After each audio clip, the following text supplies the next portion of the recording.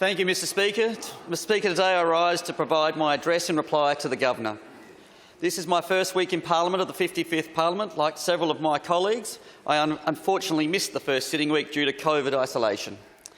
I acknowledge the Governor, Her Excellency the Honourable Frances Adamson, AC, for her address on the opening day of Parliament and her welcome to new and continuing members. I would like to extend my congratulations to all new and re-elected members in this House and the other place. It is truly a humbling experience to be elected to represent our communities. I would also like to extend my congratulations to you, Mr Speaker, on your re-election to the position. I look forward to your continued fair and impartial treatment of all of us in this House.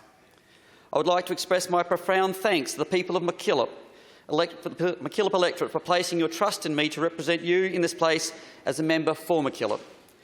To be re-elected for the second time in the MacKillop electorate is something for which I am truly grateful and will honour with a firm commitment to continue to advocate for the betterment of MacKillop communities. I look forward to representing the constituents of my electorate who have placed faith in me to advocate on their behalf. I am wholeheartedly committed to continue to advocate for the communities in this electorate. I remain passionate about advocating to ensure our regional communities can grow and thrive by ensuring living is affordable, quality health services are accessible, businesses enabled, not obstructed, our community infrastructure is fit for purpose, quality education and training is available and accessible, and our communities are not disadvantaged by virtue of living regionally. I never tire of speaking about the strengths of the electorate. It is an economic powerhouse for the state and is comprised of a diverse and dynamic community. The electorate is truly a magnificent and beautiful place to live, work and raise families. I have spoken before in this place about the beauty and vast natural assets of the region, from our southern eastern coastal shores, the karst landscapes, peat swamps, wetlands, fertile soils, red gum country, the Mallee in the north and the Coorong, and the MacKillop electorate is truly a magnificent and diverse location. The redistribution of boundaries that came into effect on the 19th of March this year has made the MacKillop electorate all that much more diverse and dynamic, and I might add geographically much larger. The MacKillop electorate extends across communities from Millicent, Tantanoola and Nangwarry in the south. These are relatively high rainfall areas dominated by intensive cropping, horticulture, livestock enterprises, forestry and forest product processing. The inclusion of significant coastline in the electorate also supports an important fishery sector. The electorate now reaches from the former northern boundary, which lay just beyond Bordertown and Meningie, to now include the entire Coorong District Council and the entire area of the Southern Mallee Council. The change brings the electorate size to just more than 34,000 square kilometres. The expanded area includes the townships of Pinnaroo, Lameroo, Tailem Bend and smaller communities like Geranium, Peak and Sherlock, to name just a few, where the landscape is dominated by broadacre cropping, punctuated with more important horticulture and associated processing enterprises. The electorate includes a diverse community including farmers and farm hands, viticulturalists, vineyard workers and winemakers, commodity processors, workers, allied businesses and workers that provide services and supplies and repairs, educators and health workers. The electorate is also called home to an important migrant population, including strong representation from individuals and families from Afghanistan and the Philippines who have been drawn to the electorate for work and a safe place to raise a family. The change to the electorate boundary has brought strong Mallee communities into the MacKillop electorate from the former Hammond electorate. I have been pleased to meet some really great community-minded and driven people from these communities, people that want to ensure that they are well represented in this place. And may I thank the member for Hammond for all the advocacy and work that he's done in this electorate, or part of his electorate on the eastern side, and now as part of MacKillop. I look forward to seeing much more and learning more about the people of these communities across the electorate in the coming years and working hard for them. Mr Speaker, while today I wish to look forward and would like also to acknowledge some important investments and gains that have been made in the past 4 years for the MacKillop electorate. We saw the completion of the Penola bypass, creating a safer environment for the main street of Penola and its community. The ban of fracking in the south-east, a decision which is a testament to the role of our parliament and listening to the people. The completion of the roadworks have allowed the reinstatement of speed limits on some key regional roads, including the Clay Wells Road and the Narcat Highway. Delivered long overdue resurfacing and upgrades to regional roads, including the Dukes and Princesses highways. The delivery of much-needed support packages and grants for businesses impacted by COVID restrictions and the investment in tourism facilities and vouchers to encourage more people to travel to the regions. The construction of much-needed mobile phone towers at Kalira, Tower Road, Leggs Lane and Avenue Range. The delivery of much-needed upgrades to our hospital, including $3.1 million to the Naracoorte Hospital to upgrade their surgical theatre and sterilising area, and $2 million for Bordertown's new community health building. Delivered the works to support the transition of Year 7 students to high school, which included $5 million worth of works in Naracoorte High School and $4 million worth of works at the Kingston Area School. Schools across the electorate benefit from the stimulus funding to a value of $100,000 each and $30,000 each to kindergartens. The Balharry Kindergarten at Lucendale received $500,000 for infrastructure upgrades. We saw the upgrade to school buildings at Lucendale, the revitalisation of the Kingston main streets, provided opportunities to sporting infrastructure upgrades, which has seen the recent investment of more than $1.4 million for upgrades to the Naracoorte Sports Centre to upgrade courts, the Tintinara Oval and Recreational Area, the Kaibu Sports Club, the Mundalla Football Club, the Bordertown Football Club, the Mount Burr Football Club.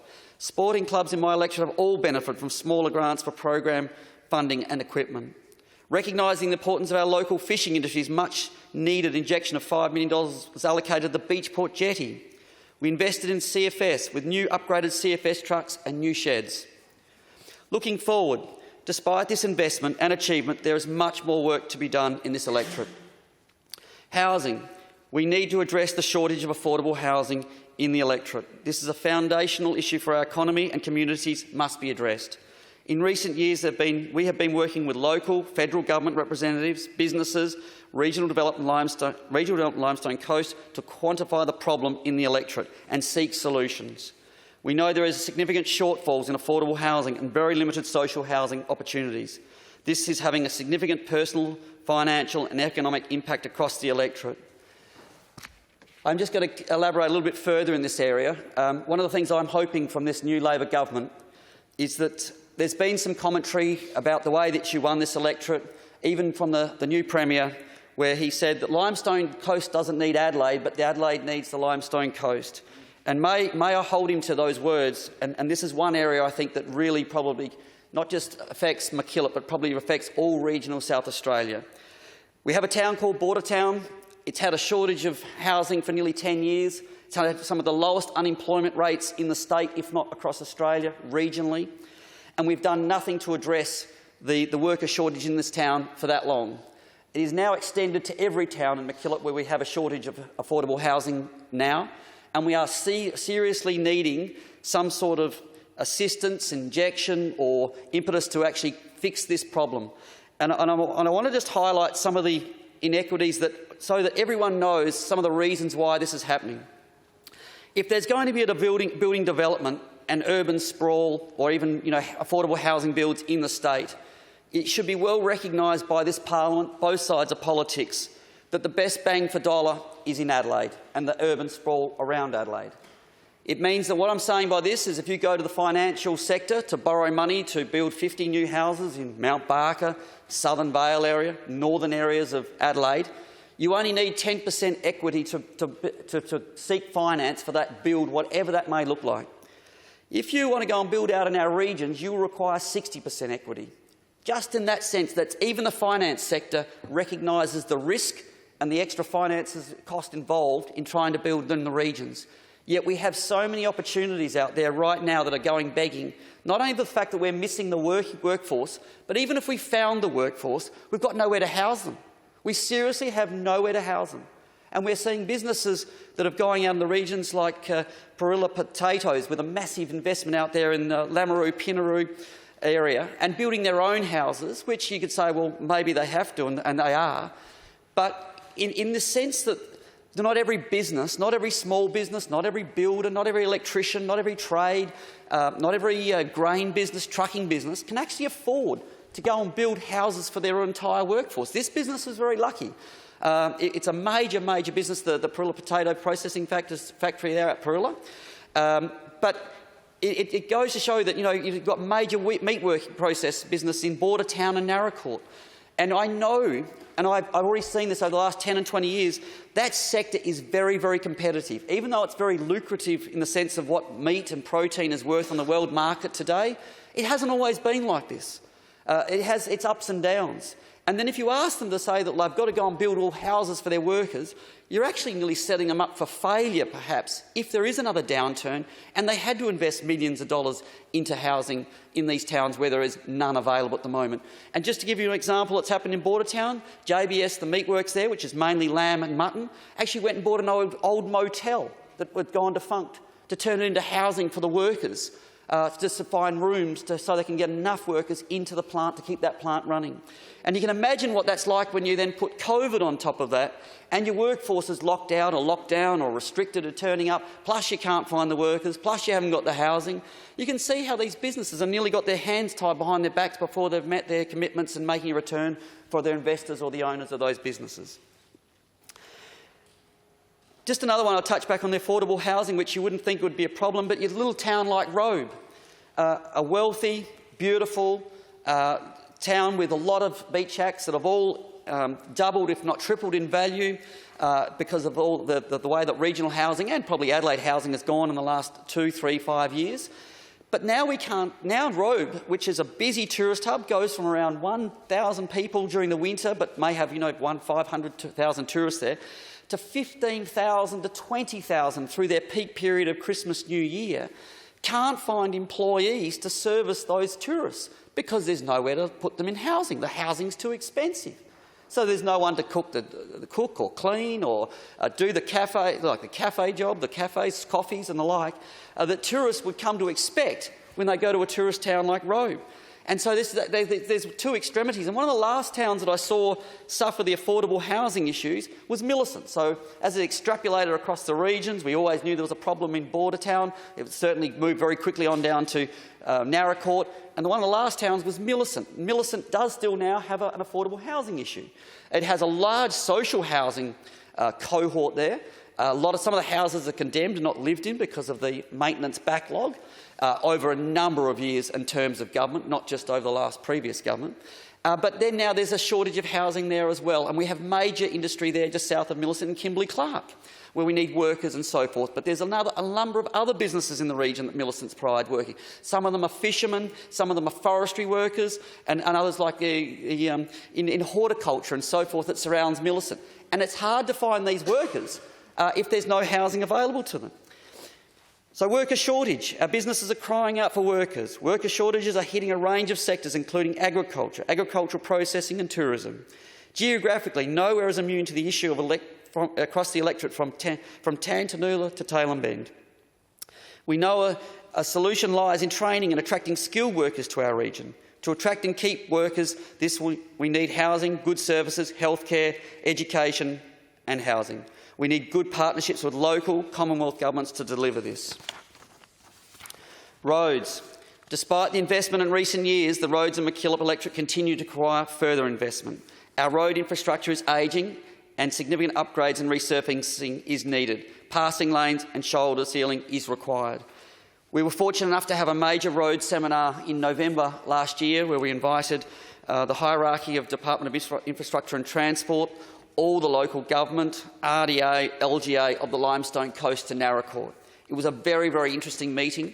The outcomes of the meeting made its way all the way to my Premier at the time, Stephen Marshall. And there was one thing I want you to realise and realise that we won't be alone in this. It was recognised at that meeting that some of our roads in MacKillop are 17 years past their use-by date. What does this mean?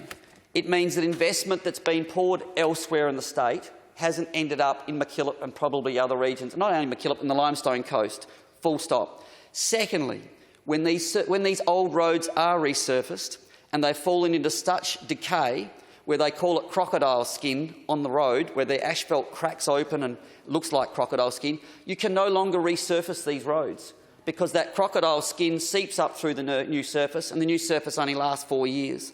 So instead of being a resurfacing job now, it is actually a major road upgrade is required for these roads. And there's no doubt that this would be not just in the Limestone Coast, but it's probably extrapolated all the way from Port Macdonald to Ceduna.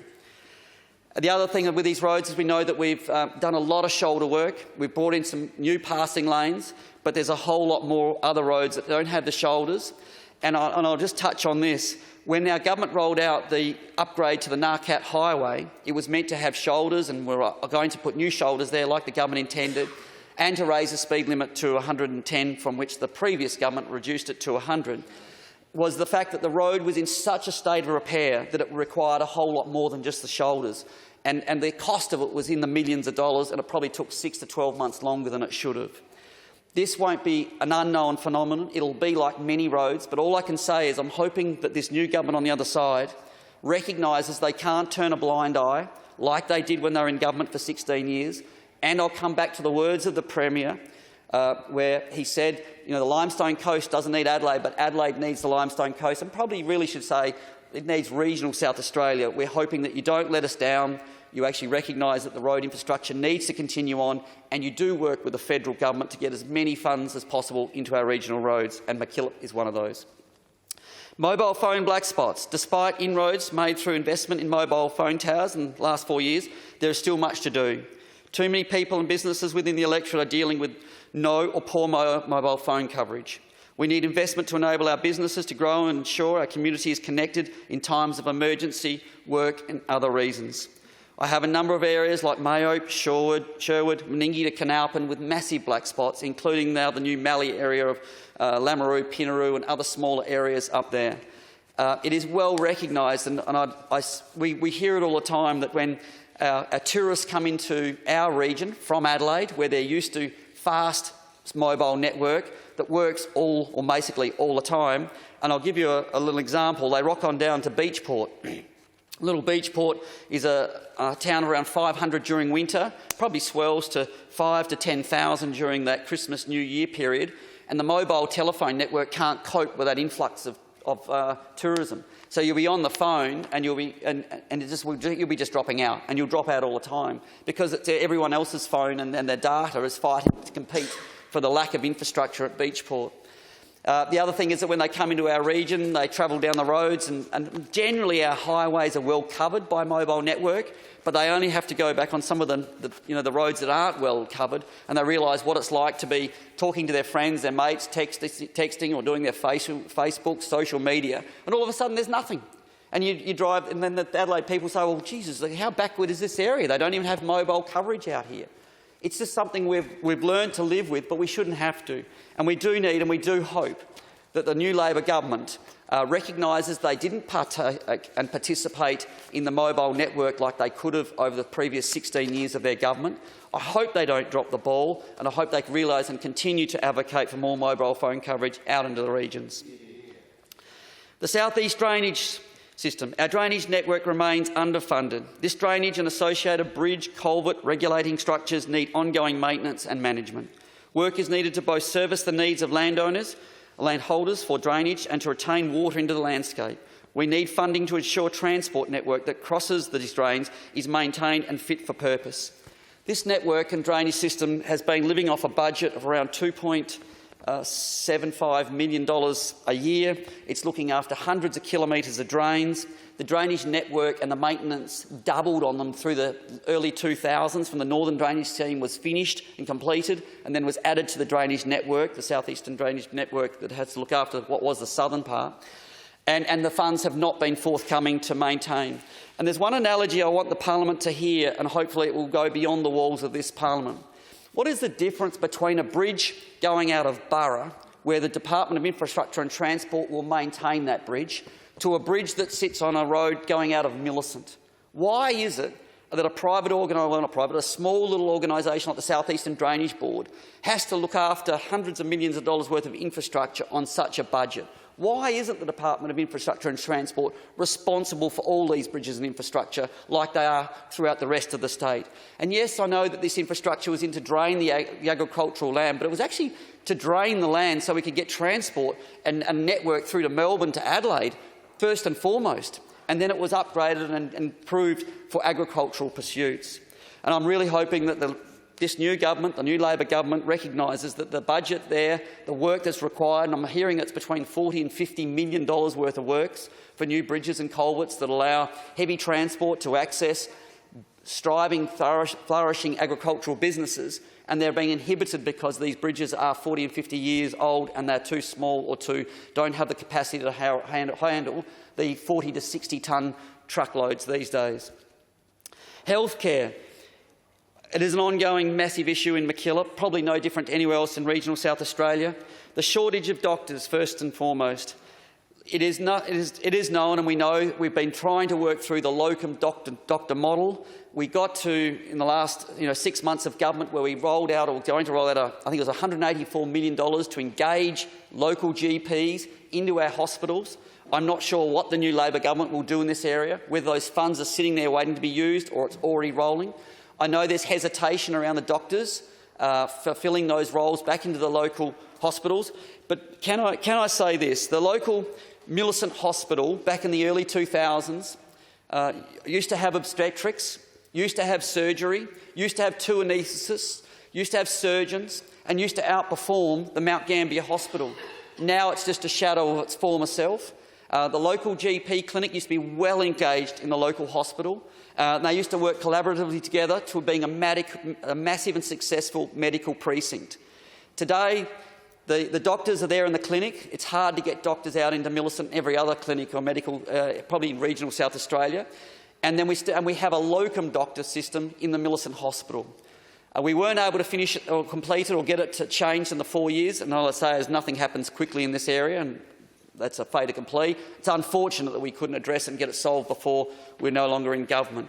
But we do need to solve, and we do need to get medical specialists like doctors and GPs into our regions, because it's going to be another reason why we won't get the population and populace out into our regions. The infrastructure in our region is certainly tired. I know that back before I was into government, the local Kingston Hospital used to leak, the roof used to leak, they used to have buckets down the corridor. I can tell you the Narracourt Hospital still has buckets in the corridors from the roof leaking. Even though we've spent some money there in our previous government, there's more money to be required, and based on the promises that have been advocated by the new Labor government, I'm hoping that their funds are forthcoming to address some of these infrastructure problems.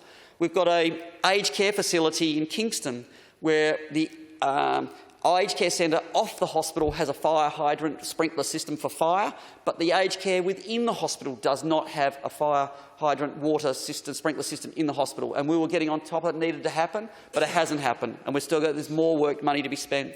And so all I can say is we must make sure that our medical facilities are at least comparable to the city expectations. We may not have all the specialists, we may not have the heart surgeries and like in our regions. I fully get that. But we need the basics in place that people can recover, can have minor surgery, and there is a hospital and health system that gives people confidence to live in our region. And then the other one that's come up to mind is palliative care in our region. As we live older, as the other ailments come to bear, like cancer, we do need good support for palliative care when people are on their last weeks and months of dying, where people choose and want to live at home, and we do need those community health nurses with their specialist, with the care needed to actually look after these palliative care patients, to get around the regions, to be able to make sure they don't have to die in a hospital if that's their choice. And that it comes from everything from managing pain to the end-of-life experience to just basic hygiene and cleanliness. And that can all be done today, but if you don't have the resources there, it doesn't happen, and it makes that whole experience a lot worse. Mr Speaker, with a view to looking forward, I would also like to highlight the issue of hospital ramping and the capacity of our hospital system. It is a major problem that has yet to be resolved and was a key election promise. As part of the Legislative Review Committee inquiry was initiated after receipt of 44 signature petition into this matter. The inquiry shone a strong spotlight on the impacts of this issue on our communities. The Labor government needs to find answers to this problem for our healthcare system. With this review, Mr Speaker, it was most interesting in regard to the fact that the witnesses we only heard from industry sectors on this hospital ramping. It was done in much haste, but I can tell you this, there was no black and white answer to this problem by any sector. And can I say that it was handled in a way that very late, and wish that it had been conducted earlier, so that there was some resolve and some guidance for this new Labor government to run by. you're going to have to develop a system and solve this problem. It was a problem you left behind in 2018. It's even a problem that you created, probably, or you took ownership of it. You should, because it started in 2010.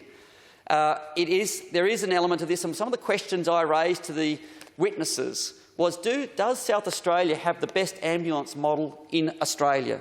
Do we have enough ambulances in Adelaide, South Australia, or that is regionally, for the population? Is it actually commensurate to the rest of Australia with a number of ambulances, paramedics and the like to meet the needs and expectations of South Australia? And then furthermore, Mr Speaker, the question was, if there's not a good model in Australia for ambulances, is there models out there in the wider world that we should be watching and looking at and picking up to what an ambulance model should look like and how it should operate and function? So this is going to be very interesting for the Labor government to work through this, and I wish them all the best. I hope they don't push it under the carpet. I hope they shine light on the fact that just because you've got into government, it just doesn't suddenly evaporate, and it will be ongoing. And I think one of the things that was probably also highlighted in that petition and the witnesses, which again didn't come up with any solutions, but just highlighted that maybe community expectations of what an ambulance is for and how they can be used has changed, and maybe it needs to be managed better so that it's only used for real emergencies than for other purposes. Before I close, Mr Speaker, I would like to briefly reflect on those that have assisted me here today and for this coming term. I would like to extend my thanks to my family, who have been great support to me during my first term, from my youngest daughter Annabelle to older brother Philip and to my wife Catherine. They have been a power of support, not only during the last 4 years, but prior to that, my first year of trying to be re-elected as the member for MacKillop. I do sincerely thank them for their patience and the fact that they've probably come second to my political career. I would also like to thank my electoral office for their efforts over the last 4 years and who have operated at times under very trying circumstances. We have all been working through a period like no other. COVID border closures brought an unprecedented volume of inquiry and requests for assistance to my office. Amidst this, parts of my community were working to recover from the January 2018 Sherwood fire. Our communities were further affected by the Kalira fire in 2020 and at Lucindale in 2021 respectively, which devastated farming businesses. Most recently, on New Year's Eve, the Rattenbully fire started in the electorate and spread devastatingly into Victoria, impacting on our cross-border community. I appreciate the resilience and professionalism, empathy and courtesy and assistance that my staff have provided over the past 4 years to constituents and, more broadly, members of the cross-border community. To Jennifer, Rosemary, Michelle, Sue and trainees, Lily May, Taylor, Michaela and now Yannicka, our current trainee, I extend my sincere thanks and real appreciation for all your efforts. I would also like to extend my sincere thanks to my election campaign team that offered advice and delivered an enormous amount of assistance with my re-election. I specifically would like to thank David Hood, my campaign committee chairman, MacKillop SEC President Sonia Winter, Taylor Stanley, Gillian Andrews, David Malpas, Robert Ball, who all offered their time and energy to coordinate the campaign on my behalf. I also extend my gratitude to the Liberal branch presidents and others Liberal members that assisted with coordinating the significant logistical exercise of the campaign. Your efforts are much appreciated, and I think we had nearly 30 to 35 polling booths just in my state electorate, which all had to be tried to be manned and at least represented for the Liberal cause. So with those remarks, Mr Speaker, I'll finish off and say it's going to be very interesting next 4 years. We were very unfortunate in the fact that we were in government for 4 years only, and we deserved and should have been for another 4 years to at least see some of the advantages that I think that we were trying to roll out in what the first 4 years looked like, bearing in mind with the COVID pandemic and all those type of natural disasters like fires as well. I do hope that, after whatever it is, 1 term, 2 terms or 3 terms, whatever this new government sees itself in, that it doesn't treat the regions with discontent, doesn't treat it with disrespect, and recognises that regions are an important part of the South Australian economy. And I wish them all the best in their endeavours and all the factional warring that will take place between their own seats, winning as many as they did, looking after the numbers and egos and personalities that will bring.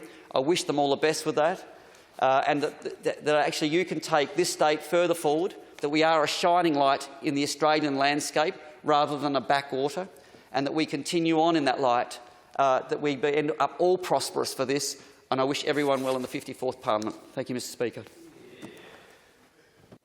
The member for Ramsey, the Minister.